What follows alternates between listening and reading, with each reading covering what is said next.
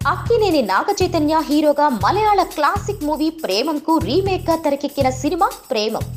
Release కు ముందే భారీ అంచనాలతో ఈ శుక్రవారం థియేటర్లలోకి వచ్చిన ఈ సినిమా ఫస్ట్ షో నుంచి సూపర్ హిట్ టాక్ తెచ్చుకుంది.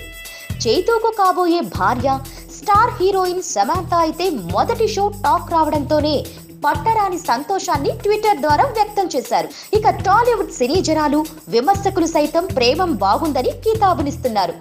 గతేడాది వచ్చిన దోచీ తర్వాత నిరాశలో ఉన్న నాగ చైతన్య ప్రేమం హిట్ తో ఫుల్ హ్యాపీగా ఉన్నారట. ఈ సక్సెస్ ఇచ్చిన ఎనర్జీతో ముందు ఇంకా మంచి సినిమాలు చేయాలని ఆయన భావిస్తున్నట్టు తెలుస్తోంది. ఇక ప్రేమం తొలి రోజు ఏపీ, తెలంగాణలో 2.70 కోట్లు కొల్లగొట్టినట్టు సమాచారం. ఇక ఈ సినిమా ఓవర్సీస్ తో కలుపుకొని 3.30 కోట్లు కొల్లగొట్టినట్లు ట్రేడ్ వర్గాల నుంచి వచ్చిన ప్రాథమిక సమాచారం ద్వారా తెలుస్తోంది. ఈ వసూళ్లు నాగ చైతన్య కెరీర్ లోనే బెస్ట్ గా నిలిచాయి. దర్శకుడు చందు ముండేటి డైరెక్ట్ చేసిన ఈ చిత్రంలో ప్రధానంగా నాగ చైతన్య నటనకు మంచి ప్రశంసలు దక్కాయి.